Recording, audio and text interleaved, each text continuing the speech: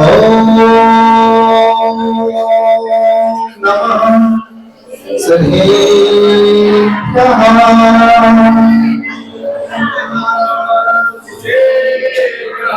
शिवं शुद्धबुद्धं परमेश्वरनाथं न देवो न बद्धो न कर्मा न कर्ता न अंगं न संगं न शिक्षा न कायं चिदानन्दरूपं नमो वेदव्यासं चिदानन्दरूपं नमो वेदव्यासं चिदानन्दरूपं नमो वेदव्यासं। भगवान की शांतिनाथ भगवान की अनंतानंद श्री श्री भगवान की चतुर्थी शांति सागर जी महाराज की आचार्य पुष्पदत्त सागर जी महाराज की आचार्य की। पहले बताता हूँ अष्टमी का महापर्व अध्यात्म की अपेक्षा से 8 दिन का नहीं, जब तक अष्टकर्मों का हनन न हो जाए तब तक अष्टमी का पर्व करते रहो। मैना सुंदरी अपने पिता से यही कहती है, पिताजी जो मुझे मिला है आपके प्रभाव से नहीं, मेरे पुण्य के प्रभाव से मिला है। आप शरीर को दे सकते हो, लेकिन मेरी आत्मा अनादि काल से सिद्ध पद को पाने के लिए आतुर हो रही है। इसलिए मेरा नाम आपने रखा है मैं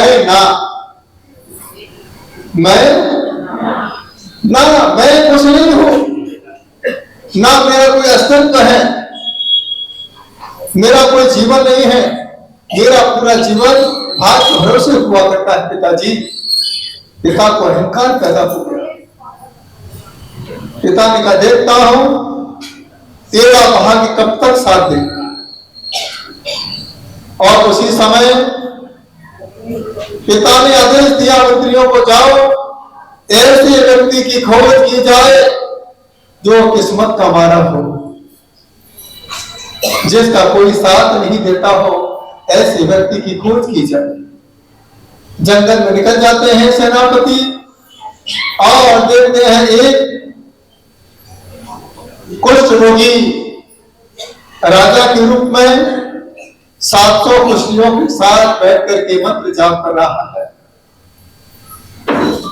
सेनापति ने कहा, राजन, हे प्रभु, मैंने देख लिया है एक ऐसा व्यक्ति है जो भाग्य के भरोसे अपना जीवन जी रहा है, उसका कोई साथ देने वाला नहीं है, जंगल में रहता है और अपनी किस्मत का मारा है। आपने मुझे आदेश दिया ऐसा व्यक्ति खोजा जाए, वो मुझे मिल चुका है। पिता पहुंचते बेटी को, बेटी अभी भी सोच ले तू किसके भाग्य का खाती है। उसी समय बेटी का, पिताजी ने जो बोला है ये मेरी वाणी नहीं है, आपने मुझे जहां स्वाध्याय के लिए भेजा था, जहां पढ़ने के लिए भेजा था, आने का मतलब एक ही शब्द का, बेटी जो तुझे मिला है पिता के प्रभाव से नहीं, तेरे पुण्य के प्रभाव से मिला है। पिताजी, मैं आगम की वाणी को पलट नहीं सकती हूँ, आगम के विपरीत चल नहीं सकती हूँ। पिताजी, आपको जो करना है वो आप मेरे साथ कर सकते हैं, क्योंकि पर्याय आपने संसार के लिए मुझे दी है। उसी समय अहंकार से भरा हुआ राजा बहुपाल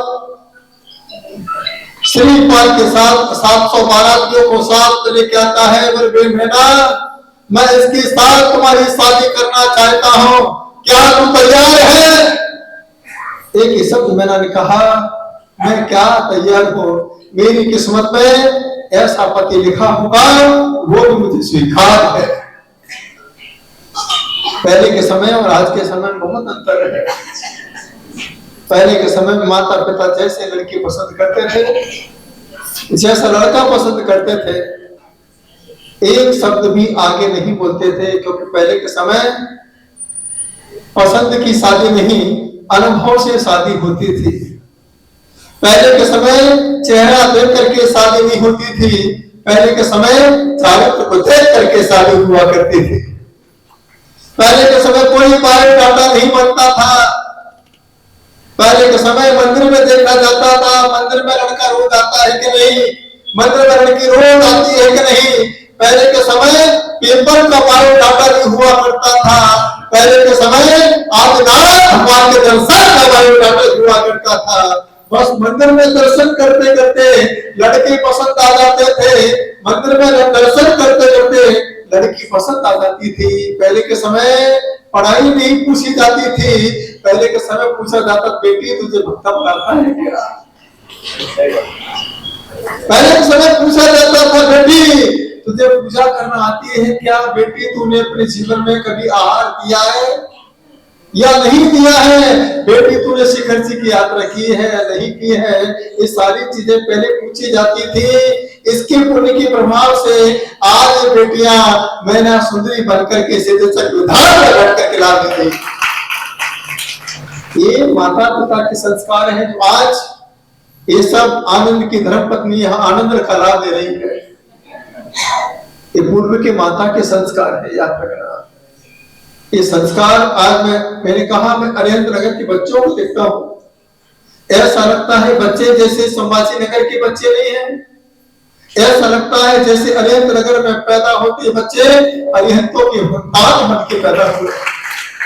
रात्रि के समय छोटे छोटे बच्चे 3-3, 4-4 साल का बच्चा, छोटा बच्चा यहाँ जो कभी अपने माता पिता के पैर नहीं दबाता, इतनी देर तक माता पिता के पास नहीं बैठता, मोबाइल नहीं छोड़ता, 9:15, 9:30 बजते ही बच्चा हाथ पैर दबाने के लिए विद्यावृत्ति करने के लिए अपने आप तैयार हो जाता है। यही संस्कार याद रखना तुम्हारे काम आएंगे। ये पढ़ाई कभी काम आने वाली नहीं है। मैंने भी खूब पढ़ाई की है, लेकिन मुझे जब पता चला उस पढ़ाई से मैं पैसा कमा सकता हूँ, लेकिन ये धर्म की पढ़ाई संसार का पुण्य भी बढ़ाएगी और एक दिन पुण्य से पुण्य पर अरिहंता की प्राप्ति में मैं कर लूंगा। एक शब्द कहा मैंने जो बोल दिया पिताजी, अब तो मैंने आंखें बंद करी है, अब तो मैं तो अपनी आत्मा को देख रही हूँ। अब्बा सुपर अब्बा, जहां मुझे शादी करना है कर दीजिए। राजा श्रीपाल की आंखों में झरझर अश्रु की धारा बहने लगी। राजा श्रीपाल को लगा मैं कितना बड़ा अपराध कर रहा हूं, मेरी वजह से इतनी सुंदर कन्या मेरे वजह से दर दर की ठोकर खाएगी। उस राजा श्रीपाल ने कहा देखो मैं तो बहुत अपराधी हूं, मैंने जीवन में एक दिगंबर संत की निंदा की थी, निंदा का फल आज तक मैं भोग रहा हूं। मुझे क्या मालूम था कि निंदा का फल इतना बुरा हुआ करता है। जैन आगम कहता है एक बार अपने कान में खोलता हुआ पारा डाल लेना, एक ही भाव बिगड़ेगा। साधु की निंदा करोगे तो कभी साधु नहीं बन पाओगे और आपके साथ भाव बिगड़ जाएंगे। ऐसा आचार्य परमेश्वर हमारे पुष्पदन सागर देते हैं। क्या देते हैं? तरुण सागर महाराज के लिए लोगों ने क्या क्या नहीं बोला। तरुण सागर महाराज हमेशा प्रवचन में एक ही बात कहा करते थे, जो जो गलतियां मेरे से हो रही हैं आप उसे डायरी में नोट कर लेना। जिस दिन तुम्हारे हाथ में पीछे कमंडल आए ऐसी गलती फिर कभी मत करना। ये पंचमकाल है, याद रखना। आचार्य सकल कीर्ति आचार्य अपने ग्रंथ में लिखते हैं पहले समय की साधु एक दिन की 1000 वर्ष की साधना, पहले के समय की साधु की 1000 वर्ष की साधना और आज के साधु की एक दिन की साधना बराबर हुआ करती है। हम लोग विपरीत परिस्थिति में साधना करते हैं, याद रखना।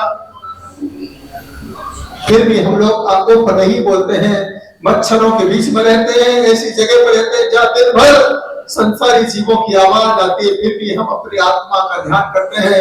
एक श्रावक ने पूछा महाराज जी आप इतने भीड़ में धर्म ध्यान कैसे करते होंगे? मैंने कहा याद रखना, जो जंगल में गाड़ी साइकिल चलाना सीखता है वो कभी शहर में साइकिल नहीं चला सकता है, और जिसने शहर में साइकिल चलाना सीख लिया है वो दुनिया के किसी भी कोने में साइकिल आनंद के साथ चला सकता है। तो मैं शहर में रहती आपका साधना, वहां पर आंसू की धारा आने लगी। श्रीपाल ने कहा हे देवी मैंने तो बहुत पाप किए हैं, तो मेरे साथ क्यों इस पाप में शामिल हो रही है? उसी समय मैना चितुरे ने कहा, आज तक मुझे जो मिला है पुण्य के प्रभाव से मिला है, अब मैं तुम्हारे साथ थोड़ा सा पुरुषार्थ करना चाहती हूँ, देखना चाहती हूँ कि हमारे धर्म में कितनी ताकत है, कितना बल है। दुख से घबराओ नहीं मेरे साथी। इतना कहते ही स्वयंवर मैना सुनने सबसे पहले अपना हाथ पति के गले में डाल दिया, कहा स्वामी आप ही हमारे घर में डाल दो, अब तो हमारा जीवन संसार के साथ नहीं, अब तो हमारा जीवन वरमाला के साथ गुजरने वाला है। इतना कहते हुए पति के साथ हाथ पकड़ के वह जंगल की ओर चली जाती है। वहां पर दिगंबर संत मिलते हैं, दिगंबर संत के पास नमोस्तु करती है, एक ही शब्द वहां कहती है, भगवान नमोस्तु। आशीर्वाद दिया बेटी तथास्तु, क्या प्रश्न है?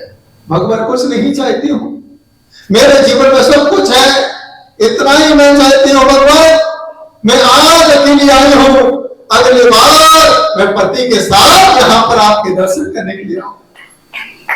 क्यों नहीं आ सकती? बिल्कुल लेके आइए। नहीं स्वामी, उन्हें ऐसी बीमारी है, अछूत की बीमारी, कुष्ठ रोग की बीमारी, मुझे बहुत भय है, ये बीमारी आपको ना हट जाए।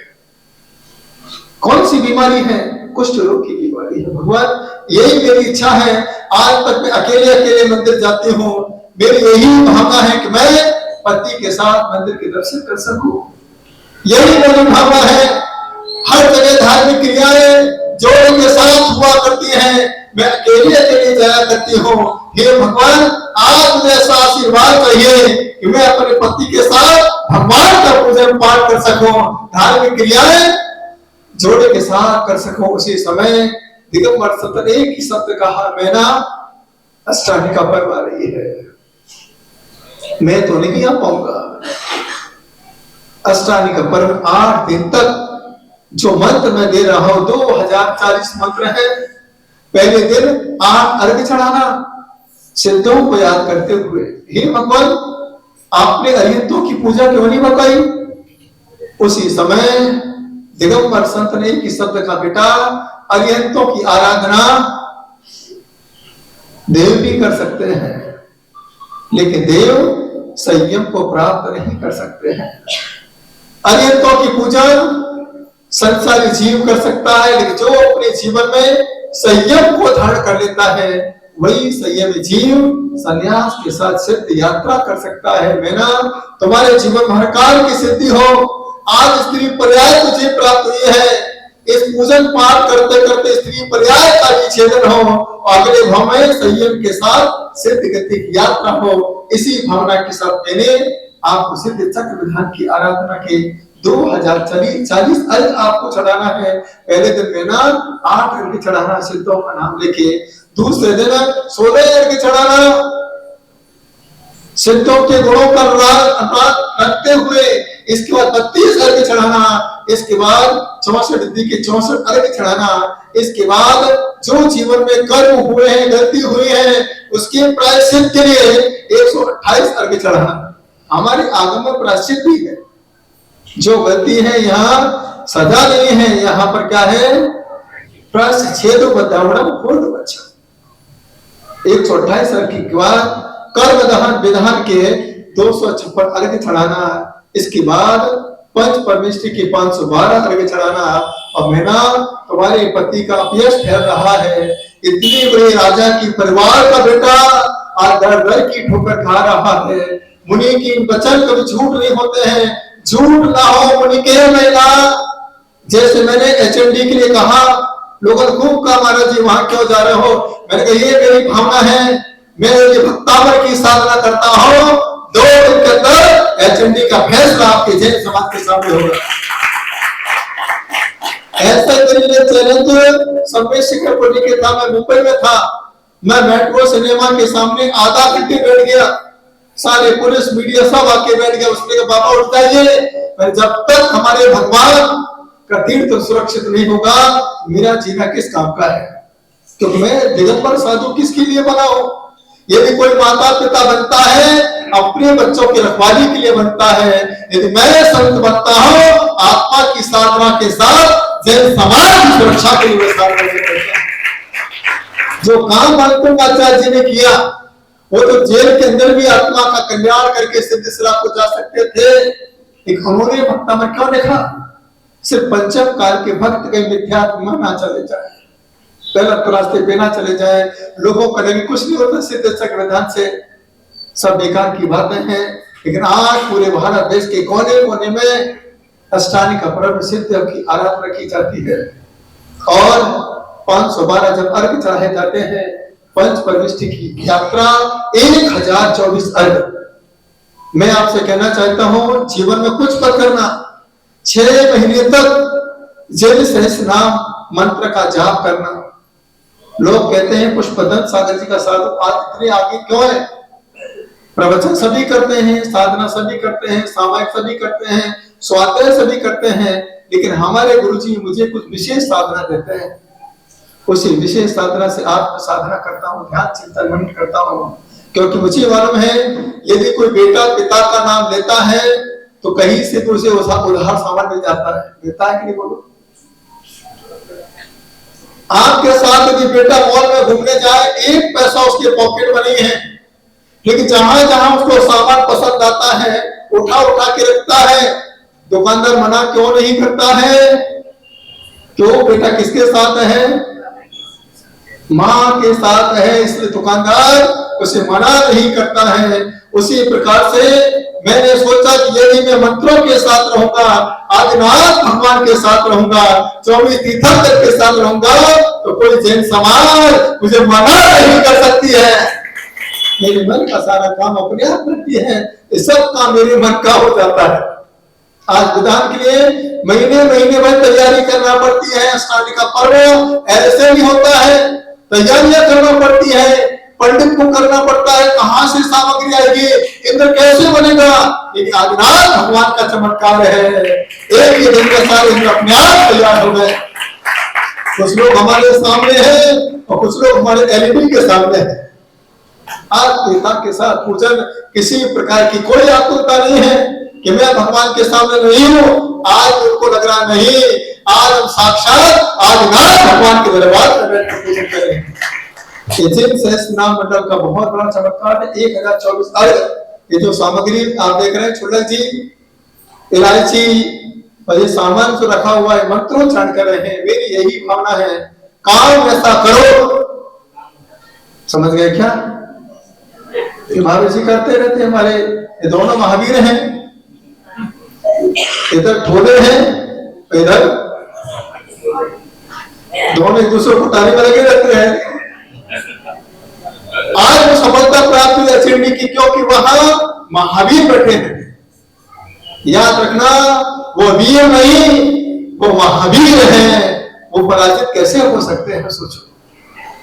जो सोचते हैं उसे डंकी की चोट पे करके अपने आप को रूप देते हैं, और संजय की आंखों से सब देखते हैं। यहाँ पे ये पूरा नजारा किसकी आंखों से देख रहे हैं हम लोग? संजय की आंखों से क्या चल रहा है, पूछ पूछ के बताते हैं, सब कुछ अच्छा चल रहा है। ऐसी पूरी आत्मीयता, मैं तो यही कहना चाहता हूँ। 1024 अर्घ हैं, सहस्त्र नाम के अर्घ हैं, और आज यदि मैं किसी का नाम ले रहा हूं, इनके काम को देख करके, इनकी प्रभावना को देख के नहीं, इनकी मेहनत को देख करके संत अपने आप नमोकार के साथ इनका भी नाम ले लेता है, आशीर्वाद देता है। आज 1024 अर्घ, मैंने सुधरी ने कहा, हे स्वामी आज अंतिम दिन है। मुझे पूरा विश्वास है कि पूरा कुछ रोग आपका आज खत्म हो जाएगा। मुझे दिगंबर संत के ऊपर बहुत गहरी आस्था है। मैंने कहा 25 साल की मेरी साधना में जो मैं समाज नगर में देख रहा हूं, यहाँ लोग स्वाध्याय से अपना जीवन नहीं चलाते हैं, यहाँ के लोग संत को ही स्वाध्याय मान करके आशीर्वाद प्राप्त करते हैं। इतनी बड़ी ताकत थी गुप्ती महाराज के अंदर, जो वहां बैठ गए, वहां नहीं बैठते तो क्या होता? यहां बैठे तो अनंत नगर बन गया, रामनगर में बैठे तो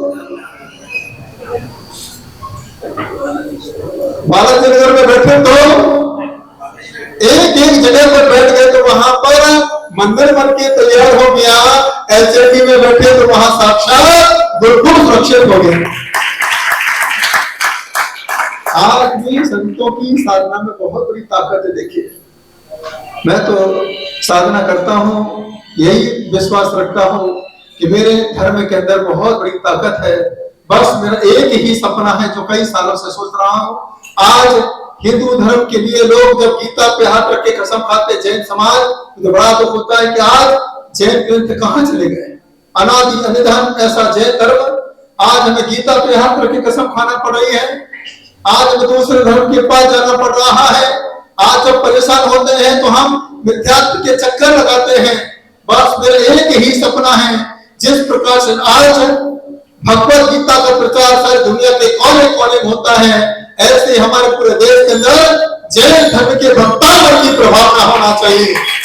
जगह जगह लोगों को पता चलना चाहिए। आज भी पंचम काल में ऐसा प्रभाव देखा जाता है। ये पंचम काल है। आज व्यक्ति नहीं है, तीर्थंकर नहीं है, एक शक्ति आज अपने बीच में है। शक्ति नहीं होती तो कौन विधान करता। ये सब पढ़े लिखे लोग हैं, ज्ञानी लोग हैं। और क्या होता है, श्रीपद चढ़ाने से मोक्ष मिलेगा क्या? इतना खर्चा करा रहे महाराज जी, बताओ इतना खर्चा, इतने में यदि किसी का समझ गए क्या? लेकिन यहां देखो, पूजन का फल है। ये आगम कहता है, प्रभु तेरी पूजा का फल पाया। 8 बजे आज 1024 अर्घ आप चढ़ा रहे हैं। क्या झूठते हुए आनंद के साथ भक्ति करते हुए पंडित जी बोले, महाराज आपने 2 दिन में क्या चमत्कार कर दिया। तो चातुर्मास करते तो ना जाने कितने बच्चों में चमत्कार पैदा हो जाता। तो मैंने कहा चातुर्मास ऐसा ही माहौल है अपने बीच में है। आज यही मैं आपसे कहना चाहता हूं। बस श्रीपाद के मन में भी थोड़ा सा लेकर पाया, 7 दिन निकल गए, अब कल 1024 मत हो जाएंगे, पता नहीं कुछ नहीं हुआ तो क्या होगा। लेकिन मेरा सूर्य ने कहा, झूठ ना हो मुनि के कहना। मुनि के वचन कभी झूठ नहीं हो सकते हैं। जो संत होते हैं उनको क्या लेना है, क्या देना है। लेकिन जो कहते हैं बहुत सोच समझ करके। कई लोग हमारे पास पत्रिका दिखाने आते हैं, महाराज जी होगा कि नहीं होगा। देखिए वही, मैं पंडित नहीं हूं, मैं संत हूं। यदि मुझे दिख रहा है तो मैं कह सकता हूं हो सकता है, नहीं दिख रहा है तो मैं मना कर देता हूं, भैया नहीं हो सकता है। कई लोग हमारे पास, एक बालक आया, बैंगलोर से आया मेरे पास सिर्फ दर्शन करने। 4 साल से उसकी नौकरी नहीं लग रही है। 4 साल जिसकी नौकरी नहीं लगे उसकी नौकरी फिर नहीं लगती। देखिए प्राइवेट कंपनी ऐसी हमारे पास आए, बोले करूं क्या? अरे चिंता मत कर, इसमें ऐसा योग बना हुआ है तो दीपावली के बाद अपने खुशी की दीपावली बना सकता है। तो बच्चे बैठे तो पूछना, उसके बाद दीपावली के 3रे दिन फोन आ गया, बोले गुरुजी आपके आशीर्वाद से मेरी नौकरी लग गई। तो मैंने इसको कौन सा बुरा काम किया? ऐसे ऐसे श्रावक हमारे पास आते हैं जिन्होंने ना जाने जिंदगी में कभी आहार बात नहीं दिया, एक पत्रिका के चक्कर में आते हैं लोग। ऐसे कोई नहीं है प्रोसेस सुनने। ऐसे ऐसे श्रावक यहाँ अनंत नगर में रहने के बाद भी रोज मंदिर नहीं जाते। आया एक बच्चा तो शाम के समय, मेरे गुरुजी आशीर्वाद दो, मैं मंदिर जाता है क्या? मैं कभी कभी जाता हूं। मेरे पैर पकड़, अगर तेरे जीवन में अगर पुण्य बढ़ाना है, आदिनाथ भगवान को बेटा कभी मत छोड़ना। जब तू पैर पकड़ता है तो पैर पकड़ने के पहले आदिनाथ भगवान के पैर पकड़ लेना, बेटा तेरा जीवन का उद्धार हो जाएगा। याद रखना, पैर तो सभी चलाते हैं, लेकिन पैर से कितना सही हो रहा है ये तुझे भी पता है। लेकिन तू जब भगवान के पैर पकड़ लेगा तो जब तेरी कलम चलेगी, उस कलम के साथ शक्तियां तुम्हारे साथ चलेगी। उसने नियम ले लिया। कई लोगों ने आशीर्वाद कहा, मैं आज तक मंदिर नहीं गया, लेकिन आज मैं आपकी बात मान करके रोज आदिनाथ भगवान के दर्शन करूंगा। मैं कहा बेटा दर्शन करेगा पुण्य अपने आप तेरा बढ़ेगा। वहां पर इतना ही तो काम में ना 8 दिन तक अच्छे से पूजा पाठ करना। इसके बाद जो कुछ भी होगा सिद्धों की आराधना के साथ होगा, क्योंकि मेरी भावना है मैं शरीर को ठीक करने की बात नहीं कर रहा हूं। मैं तो सिद्धों की आराधना करके अंदर बैठी हुई आत्मा को परमात्मा बनाने का आशीर्वाद प्रदान कर रहा हूं। आप ये शरीर तो हमेशा बुजुर्ग होता जाएगा, लेकिन आत्मा में बल होगा तो तेरे जीवन में कभी बुढ़ापा नहीं आ सकता है। तो जीवन में जब परमात्मा को टच करो, आत्मीयता के साथ टच करोगे तो नियम से आपकी आत्मा का कल्याण हो सकता है।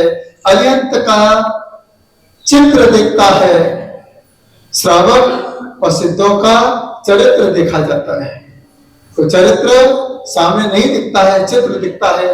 हमारा चित्र देख सकते हो, लेकिन मेरा चरित्र कैसा है ये तो जिनवाणी मां लिख सकती है मुझे।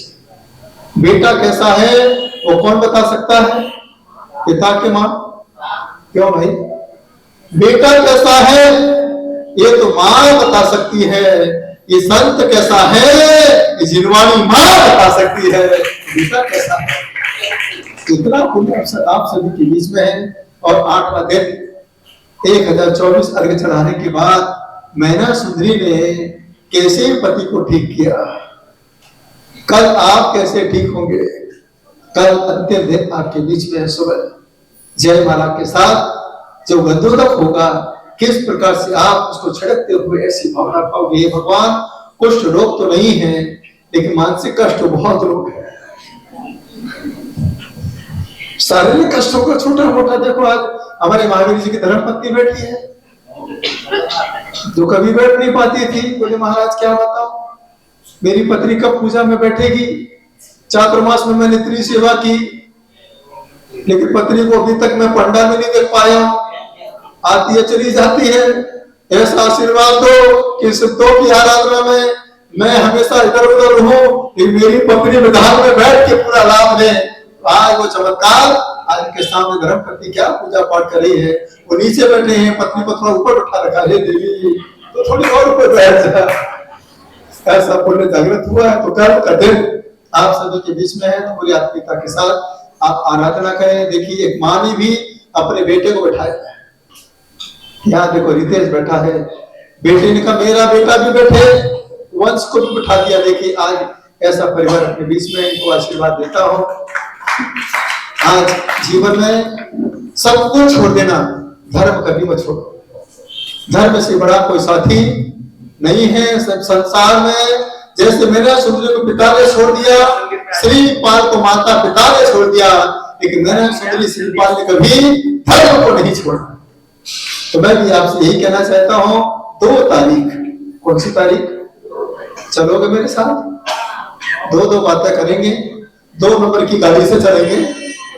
हमारे पास तो 2 नंबर है, तुम्हारे पास भी ना कोई डीजल चाहिए ना पेट्रोल चाहिए, रास्ते का पेट्रोल आपको वैसे देता जाएगा। आइए 2 तारीख को पूरा राव का परिवार चिंतामणि यात्रा के साथ चिंतामणि बाबा के दर्शन करते पूरे मनोभावना के साथ। यही मेरी भावना है, जो पदवी आपने पाई है मैं भी उस पर चाहे हूँ। आज हमारे बीच में रूपाली राव का, जिन्होंने एक भजन, मैंने कहा इसको भैया गा दे भैया, मेरी इच्छा है कि पद यात्रा में ये भजन चलता रहे, बाबा की यात्रा होती रहे मेरी जिंदगी में।